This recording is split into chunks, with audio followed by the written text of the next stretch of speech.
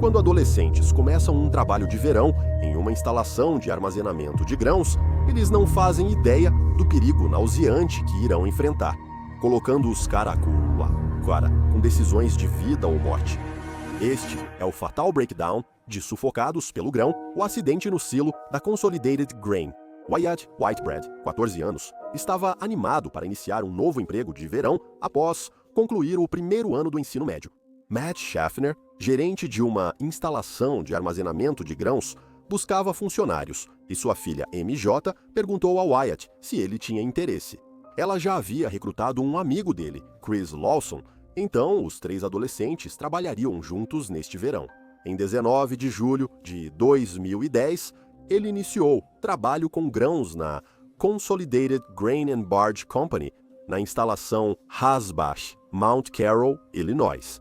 O trabalho dele era entrar nos silos de grãos e nivelar o milho das bordas. Ele usava uma picareta e uma pá para quebrar os torrões de milho mofado.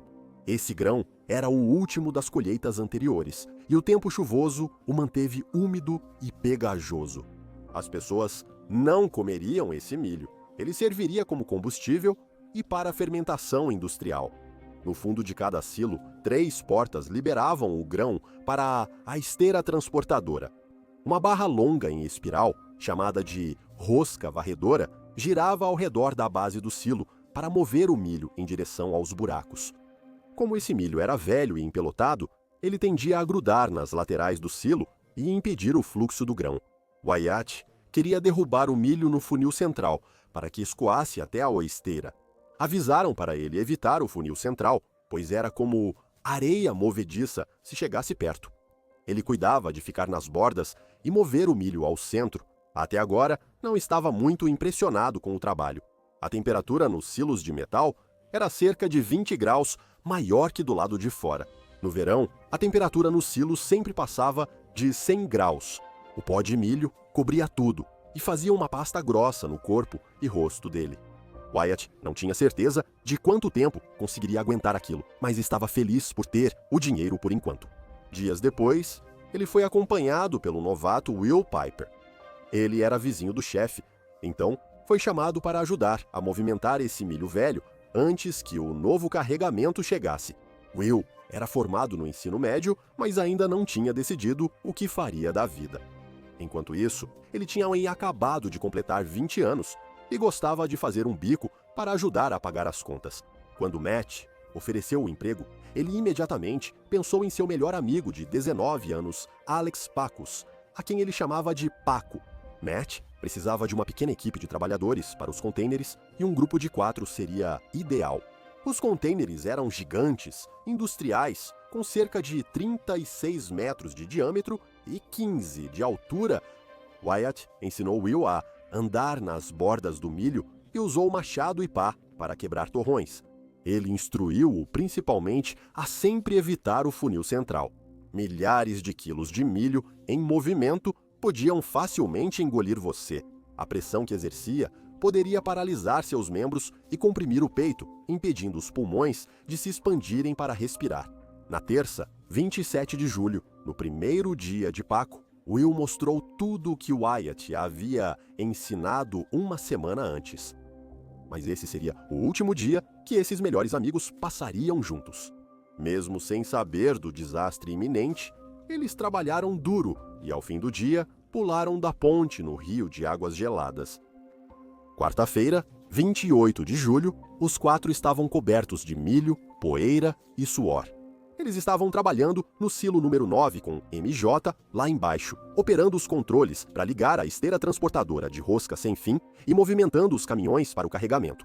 A temperatura chegou a 38 graus no silo, e eles queriam acabar logo com o milho para sair dali.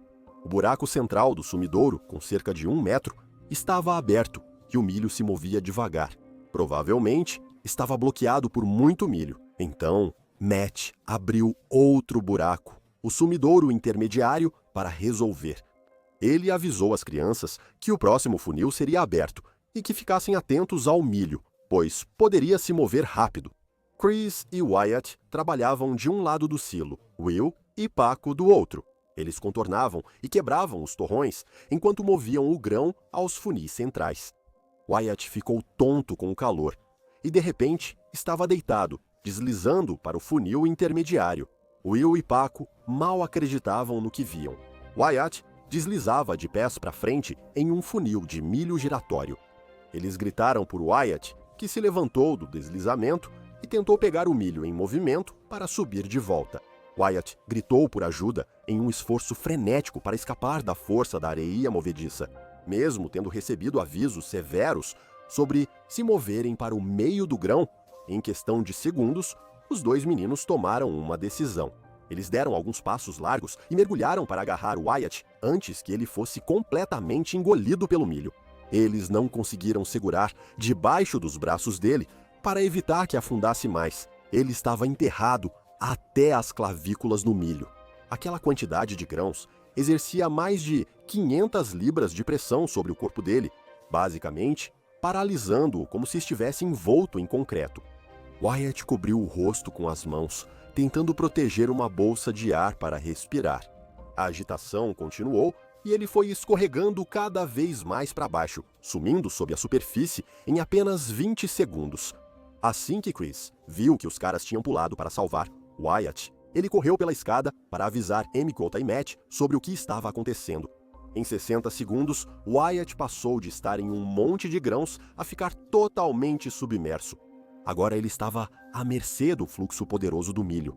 Will e Paco estavam ambos com o milho até a cintura presos no redemoinho e não tinham nada para se segurar e impedir sua morte. Wyatt estava enterrado perto da superfície, o que era nauseante. Eles estavam impotentes. O barulho do trado cessou de repente. Chris pediu a MJ que o desligasse, porque Wyatt havia caído. Paco estava quase até o peito e Will estava com o milho até a cintura. Eles gritaram por socorro e Matt subiu a escada para olhar pela escotilha do silo 9MJ. Já havia ligado para o 911 e mandado os trabalhadores para o silo 9. Matt tentou usar uma pá para tirar milho, mas não conseguiu. Ele sabia que a ajuda estava a caminho, mas os garotos estavam afundando cada vez mais. Com o milho já na altura do queixo de Paco, seus braços estavam presos, uma mão mal acima do último grão. Will segurou sua mão e limpou o milho que escorria da boca dele. Ele tinha um pesadelo enterrado até o pescoço, sem poder se ajudar. Cada assentamento do monte lançava mais milho em seu rosto e ele cuspia enquanto tentava falar, implorando por socorro. Paco pediu ao melhor amigo que cuidasse dos irmãos. Ele só queria vê-los se formar. E agora ele estava sendo esmagado por um peso insuperável. Os socorristas chegaram e subiram ao topo do silo 9. Matt foi aos controles e abriu o reservatório externo. Ele pensou que isso ajudaria a eliminar um pouco do milho nas bordas que estava caindo sobre eles. Assim que o sem-fim começou a se mover, o milho começou a sair. Mateus esqueceu de fechar 2 dos 3 poços de drenagem. Quando os socorristas chegaram ao topo do silo, perceberam que o movimento puxava os garotos ainda mais para dentro do milho. Eles gritaram para parar o sem-fim. Enquanto o milho assentava, Paco rezava ao Pai Nosso, cuspindo e engasgando com o milho. Com as mãos presas, ele não conseguia cobrir o rosto e estava à mercê do milho afundando. Mesmo com os socorristas no silo, ele afundou e só o topo do cabelo ficou visível. Por mais alguns segundos, o braço de Will permaneceu preso sob o milho, com Paco segurando firme sua mão. Eles se apertavam com desespero, mas o Will estava afundando ainda mais no meio do caos e os socorristas estavam apenas começando a cercar as bordas do milho, abrindo caminho para tentar alcançar o Will. Tudo acontecia tão rápido e de repente o aperto de Paco afrouxou. O peso do milho era insuportável e ele não conseguia mover nada sob o milho. Os braços de Will estavam presos e apenas o topo do rosto aparecia fora da massa de grãos. Will tinha acabado de ver Wyatt e Paco desaparecerem sob a superfície do milho e agora ele estava prestes a enfrentar o mesmo destino. Tom Gravata, um dos socorristas preso a uma corda de segurança, conseguiu rastejar até Will. Ele mexeu no milho e lançou uma assustadora onda de grãos no rosto de Will. Mas Tom tinha nas mãos o equipamento essencial que salvaria vidas. Era simplesmente um balde de 5 galões. Um buraco havia sido feito no fundo, e ele enfiou o balde sobre a cabeça de Will. Enquanto ele gritava e cuspia o milho da boca, Tom enfiou a mão no balde e tirou o milho da boca e do nariz de Will. Nesse momento, Will percebeu que talvez pudesse sobreviver. Ele tinha certeza de que seria sufocado pelo milho apenas alguns segundos antes. Sua boca podia puxar ar, mas seus pulmões eram esmagados por centenas de quilos de pressão, dificultando a respiração. Triângulos foram cortados nas paredes de metal do silo para que o milho escoasse para longe dos garotos soterrados. Lá dentro, as equipes de resgate entraram rápido com o equipamento padrão para grãos. Paredes de metal foram usadas para formar um cilindro ao redor do trabalhador preso. Isso isolou o milho perto do corpo dele e evitou que mais grãos o enterrassem. Os escudos foram bem posicionados, mas houve um problema devastador. O corpo de Paco estava tão perto de Will que não conseguiam isolá-lo sem apertá-lo dentro do cilindro. Will precisou segurar o corpo do amigo enquanto tentavam tirar o grão do cilindro. Quando houve espaço, prenderam Will com um arnês para puxar seu corpo exausto do silo. Will foi libertado após 6 horas de aprisionamento. Após mais 6 horas, removendo o milho do silo, eles finalmente localizaram os corpos de Wyatt Whitebread e Alex Pacos. As autópsias mostraram que eles morreram por asfixia mecânica. Eles não conseguiam expandir os pulmões para respirar. Eles perderiam a consciência em menos de 2 minutos e teriam morte cerebral 5 ou 6 minutos após serem sugados. Nem a resposta mais rápida teria alcançado Wyatt a tempo, mesmo se tudo fosse diferente. Não se sabe se Paco também pôde ser resgatado.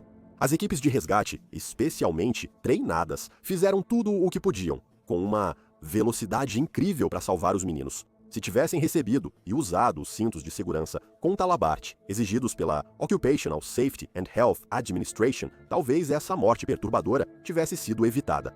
Dezenas de fazendeiros e trabalhadores morrem todos os anos nesses acidentes trágicos e em grande parte evitáveis em silos de grãos.